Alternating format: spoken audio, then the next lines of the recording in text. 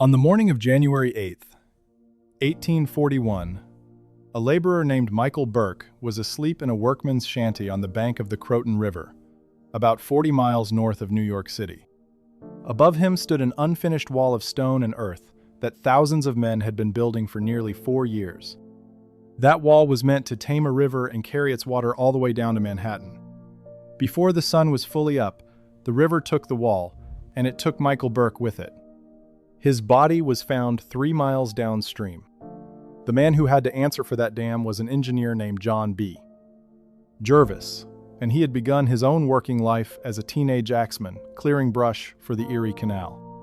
I went looking for the full story of how a city of hundreds of thousands of people decided to drink from a wall of hand-cut stone, 55 feet high, 41 miles away, moved by nothing but gravity.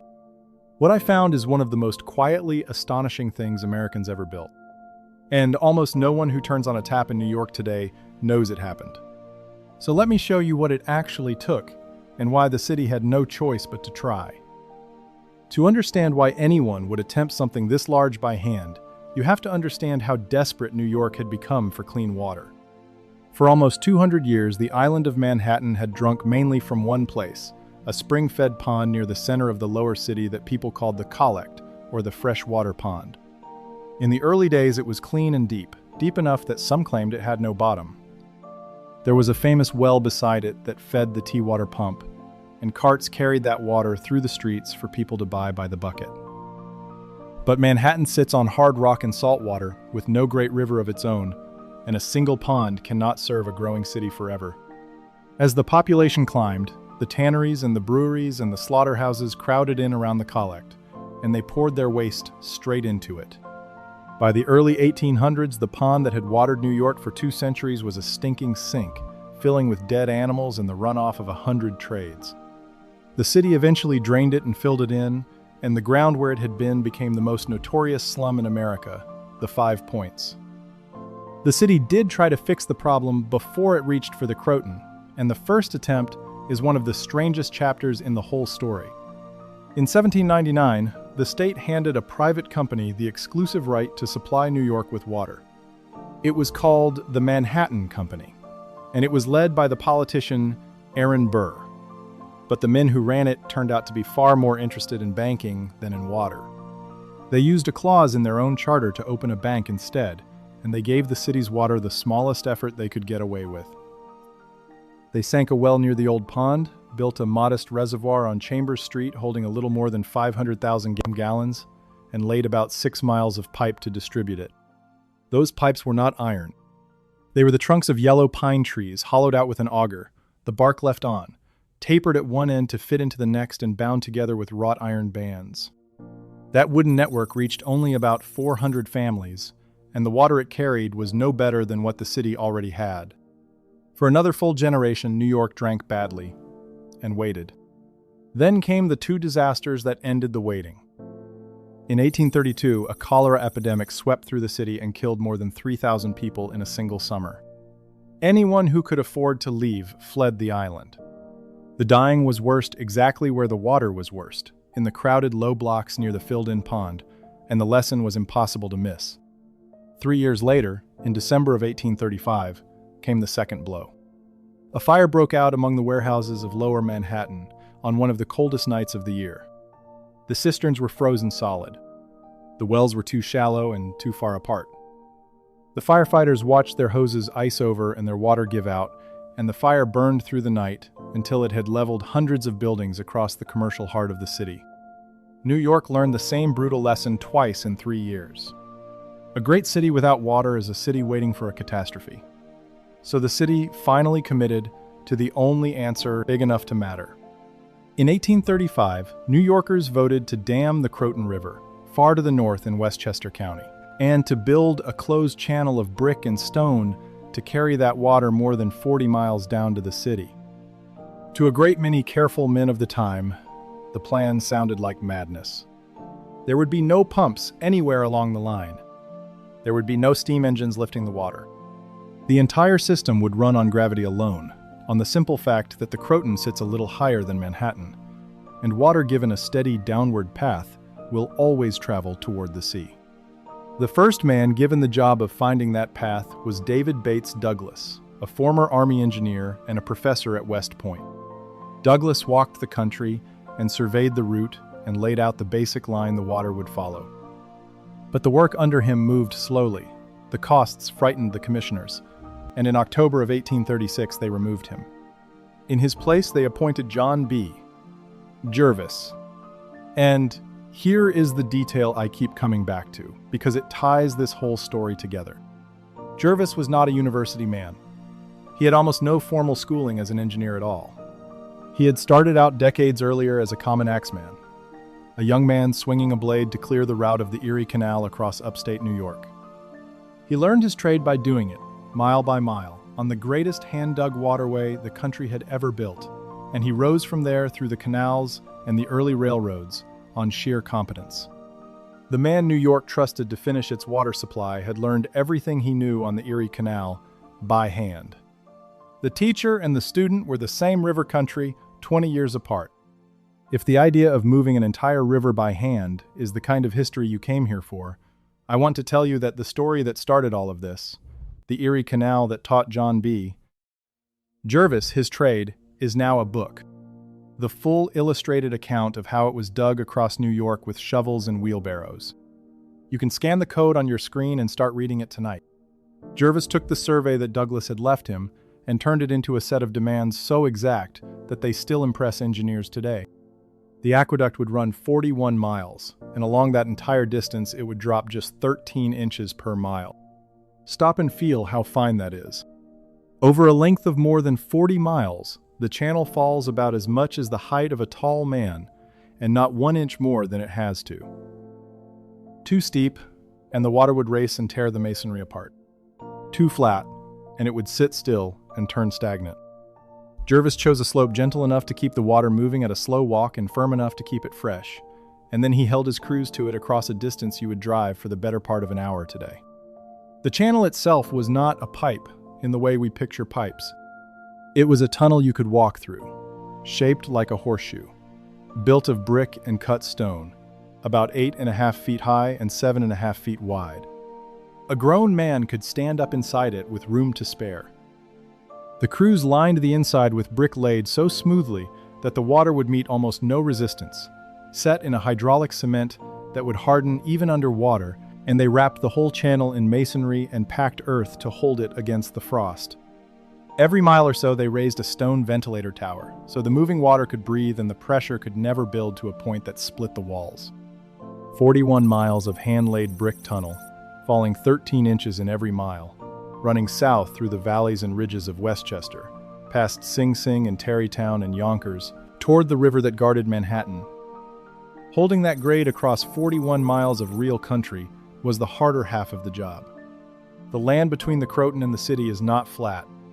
It rises into rocky ridges and drops into stream valleys, and the channel could not simply follow the ground because the ground does not fall at a steady 13 inches a mile. So the engineers forced the line to keep its slope no matter what the terrain did. Where a hill stood in the way, they cut straight through it. Where the rock would not open to a cut, they bored a tunnel. The finished aqueduct ran through 16 separate tunnels, the longest of them more than 1,200 feet of hand-driven passage through solid rock. Where a valley or a stream crossed the path, they carried the channel over it on stone, and the line passed over flowing water in more than 100 masonry culverts, some only a foot or two across, others wide enough to span a creek. Every one of those crossings had to meet the same exact grade, so the water never knew it had left the level. And remember that they laid this whole slope out with the plain instruments of the 1830s, levels and chains and sighting transits, measuring the fall of the land a few hundred feet at a time and summing those tiny drops across 41 miles until they had one continuous, almost invisible descent. The channel they held to that line could carry as much as 90 million gallons of water a day, an ocean moving in the dark at a slow walk.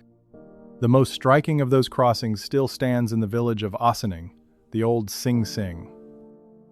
There the aqueduct had to cross a deep ravine cut by the Sing Sing Kill, and the masons answered it with a great stone arch, 88 feet long and 76 feet high, built of granite and gneiss and lined with brick. Then they carried a village road across on a second arch above the first, so the whole structure became known as the double arch, with water passing through one arch and people passing over another.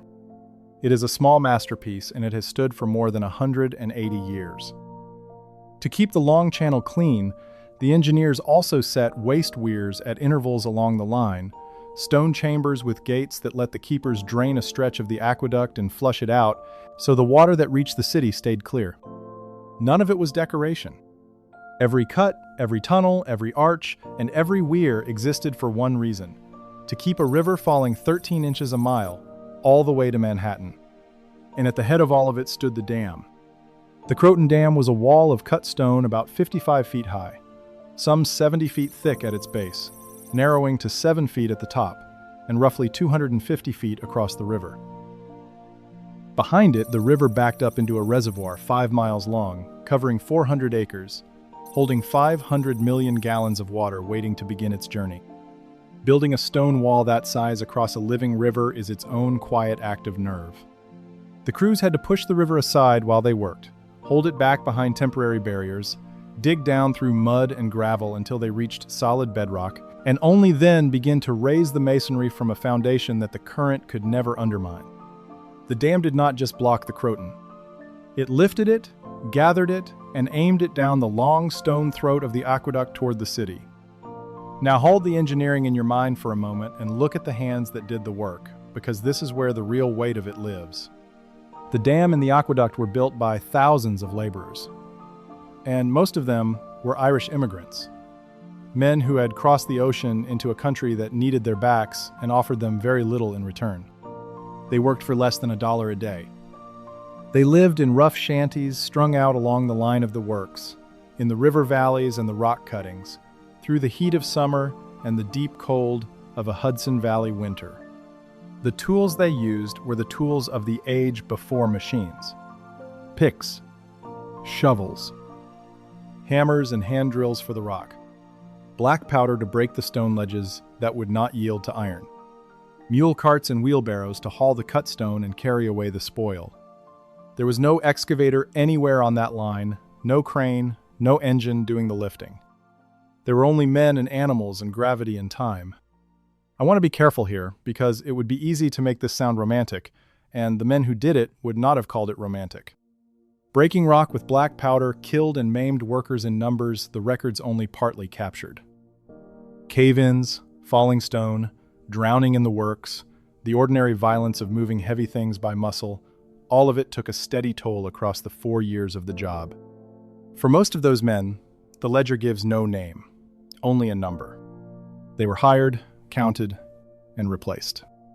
But the thing they built did not fail, and it did not cut corners, because the man at the top would not let it. Jervis wrote specifications for every segment of the line and walked it himself, and he is remembered for one rule in particular that tells you how serious he was. He discouraged liquor anywhere near the cuttings, on a job where cheap drink was the usual comfort of hard labor, because he would not gamble the precision of the masonry on a shaking hand. He wanted the water to run clean for 100 years, and he understood that a channel falling 13 inches a mile does not forgive sloppy work. It is worth pausing on those camps because for 4 years they were among the largest temporary settlements in the state. The shanty towns that followed the line were not only bunkhouses for single men. Whole families came with the work. There were women cooking and washing, children born along the cuttings, rough chapels and grog shops and small gardens scratched into the Westchester hillsides. When one section of the line was finished, the camp packed up and moved south to the next, a town on the move, chasing the slow southward crawl of the stone channel. These were people the respectable city tended to look down on, immigrants with brogues and split hands, and yet the comfort and safety of every household in Manhattan was about to rest entirely on the quality of their labor. The clean water that a wealthy family on Fifth Avenue would one day draw without a second thought had been laid, brick by Irish hands in a shanty camp 40 miles up the river. That is the part of the story the fountains never showed. There was one place on the whole line where gravity and geography flatly refused to cooperate, and it produced the single most beautiful piece of the entire system. The aqueduct had to cross the Harlem River to reach Manhattan, and the river traffic and the law demanded a high crossing that ships could pass beneath. So they built a bridge of stone. High Bridge rose 140 feet above the Harlem River, carried on 15 stone arches, 1,450 feet long. A Roman aqueduct reborn in American granite. It took years, and it was not finished until May of 1848, several years after the water first reached the city. Until then, the water crossed the Harlem through a temporary pipe laid low across the river while the great arches climbed slowly above it. But High Bridge became the soul of the project, the part you could stand beneath and crane your neck at and finally feel the scale of what had been done. High Bridge still stands today. It is the oldest standing bridge in New York City, and though the water it was built to carry has long since been routed elsewhere, the arches are exactly where the stonemasons left them. At the city end of the line, the water arrived into two great reservoirs that most New Yorkers walk past today without any idea of what once stood there. The receiving reservoir sat where Central Park is now, a vast walled basin of water more than 1,800 feet long, holding up to 180 million gallons. The distributing reservoir stood farther downtown, at 42nd Street, a stern Egyptian-styled fortress of stone walls where fashionable New Yorkers strolled along the top to take the air and look out over the city. That reservoir is gone now. The New York Public Library and Bryant Park stand on the exact ground it occupied. So the next time you see a photograph of those famous stone lions on Fifth Avenue, understand that they sit on the footprint of a reservoir that once held the Croton River, brought there by hand. If you are new here, and this is the kind of history you have been looking for, the quiet engineering and the named men behind the things we take for granted, take a second to subscribe or to join the channel as a member for early access to every new film. It is the simplest way to keep work like this going. Now, we come back to the river, and to the worst day of the whole project, because the Croton did not give up its water without a fight. Through 1840 and into the winter of 1841, the dam was still unfinished. The masonry section was rising, but a large part of the structure across the river was still an earthen embankment, a great bank of packed soil holding back the rising reservoir while the stonework caught up. That earthen bank was the weak point, and the winter of 1841 found it. It began with a thaw. On about the 5th of January, after a hard freeze, the weather turned warm and the rain came down on top of the melting snow across the whole Croton watershed. Every frozen stream and hillside let go at once. The river rose fast, faster than anyone on the works had seen it, carrying broken ice and torn timber down toward the half-built dam. By the morning of the 8th of January, the water had climbed to the very top of the earthen embankment, and then it began to pour over it. Once water runs over the top of an earthen dam, the end comes quickly. The overflow cut into the soil. The cut deepened with every second. And within about an hour, the embankment gave way and released everything the reservoir was holding. What came down the Croton Valley that morning was not a flood in the ordinary sense. It was a moving wall of water and ice and wreckage, and it carried off everything in the floodplain. Michael Burke was in his shanty below the dam when it failed. He never had a chance to climb clear. The flood swept the shanty off its footing and carried him down the river, and his body was found 3 miles below the dam. He was not the only loss along the valley that day, but he is the name the record kept, and so he is the name we keep. Down the length of the lower Croton, the water destroyed every bridge it reached, wrecked mills and homes, and set the river back for years. The damage was counted at $700,000, an enormous figure for 1841, and a hard verdict on the decision to trust a wall of packed earth to do a job that needed stone. For John B. Jervis, the failure was both a disaster and a lesson he refused to waste. He did not simply rebuild what had washed away. He went back to the design and asked why the river had won, and he changed the dam so that it could never win the same way again. The new embankment was built far stronger and tied more deeply into the banks. But the real stroke of insight was in the spillway, the part of the dam meant to let floodwater pass without harm. Jervis gave the dam a long curved profile, a smooth, sweeping face shaped so that when the river ran high, the water would flow up and over the crest and slide down the curve in a controlled sheet. breaking its own force against the stone instead of tearing the structure apart.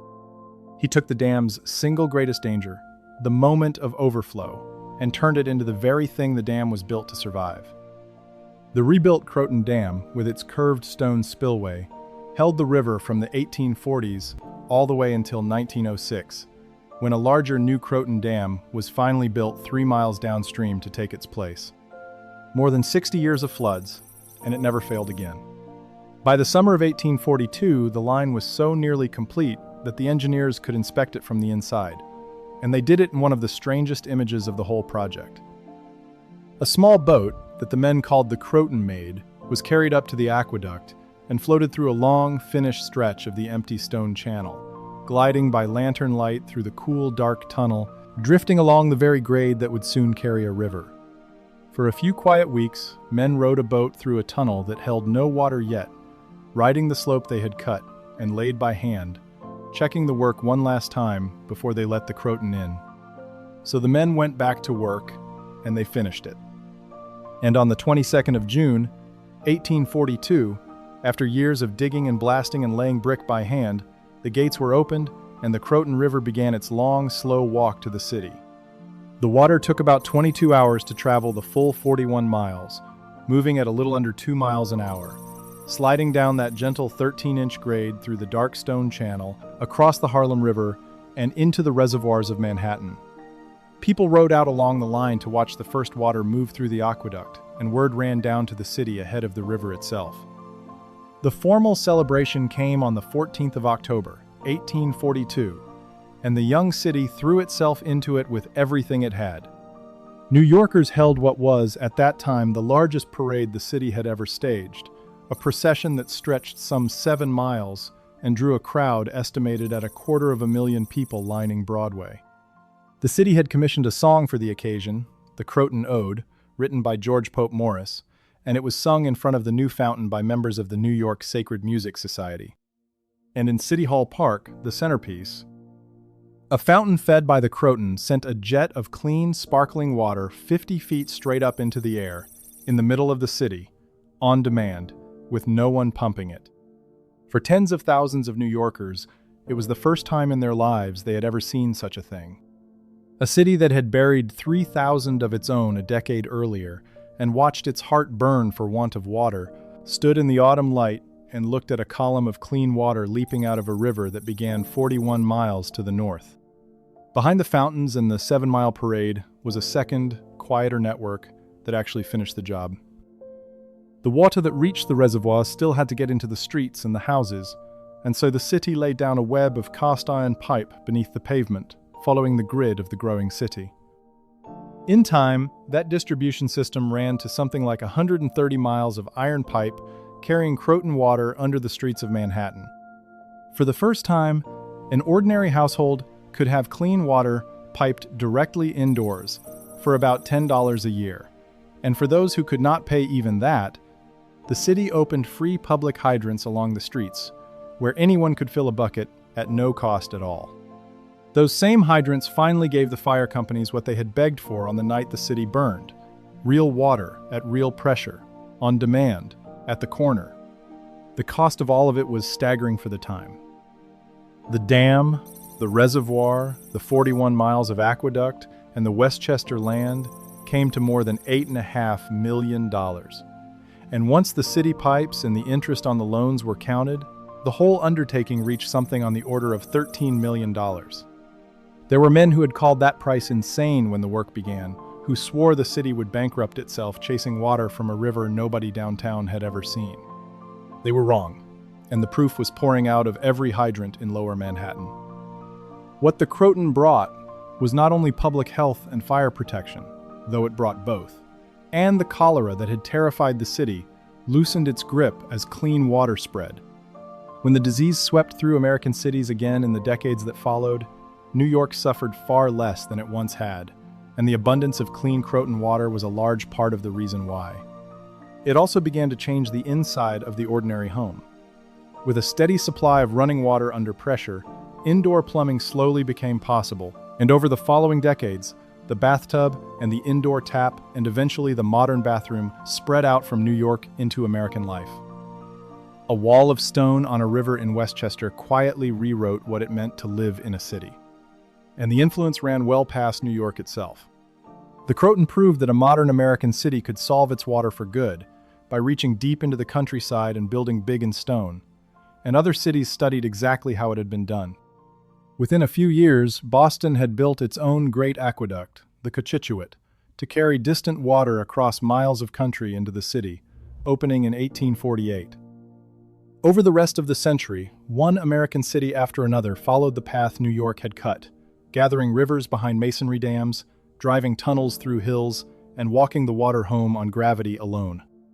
Engineers who had cut their teeth on the Croton carried what they had learned to those later projects, and the basic idea, a wall on a far river and a long stone channel falling gently toward the city, became the standard answer across the country. The wall on the Croton was not only New York's solution to an old curse, it became the template the whole nation borrowed for how a great city keeps itself alive. I think about what that water actually represented, and I keep landing on the same idea. The Croton system was not only an engineering achievement, it was a decision about what a city owed its people. New York chose to spend an enormous fortune and years of the hardest hand labor to give ordinary citizens clean water as a matter of course, and the payoff is almost impossible to measure. The population the Croton water could support kept climbing, and the city that drank from that river grew into the metropolis we know. It is hard to name a single public work that did more to make that growth possible. Now, I want to be honest about the legacy, because the easy version of this story is not quite true.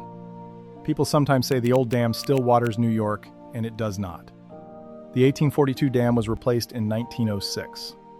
The water New Yorkers drink today comes from far larger systems built later, up in the Catskill Mountains and beyond.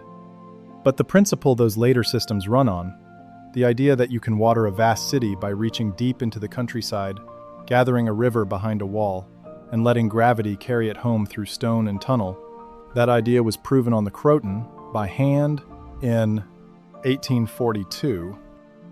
Every gravity-fed drop that reaches a New York faucet today is the descendant of what those men built. And the bones of the original are still out there to be walked.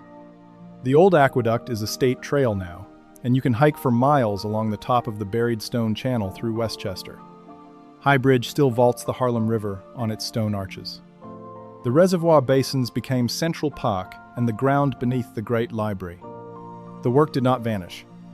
It became the city. Which leaves me with a harder question, and I'm going to hand it to you. We tend to assume that real progress means machines, that the truly great infrastructure had to wait for the engine and the crane and the bulldozer. But the men who built the Croton had none of that, and they produced a system so well conceived that it served a growing city for more than 60 years and shaped the New York that came after. They worked to a tolerance of 13 inches a mile with picks and wheelbarrows and black powder. So here is what I keep wondering. If a crew today were handed the same problem, the same river, the same 41 miles, and the same rule that it must all run on gravity alone, with no engine to lift the water, do you honestly believe we could match what those hands did in 1842? I have my own answer. I would like to hear yours, down in the comments, because I do not think it is nearly as obvious as we would like to pretend. If you want the deeper origin of all of this, the Erie Canal that taught John B.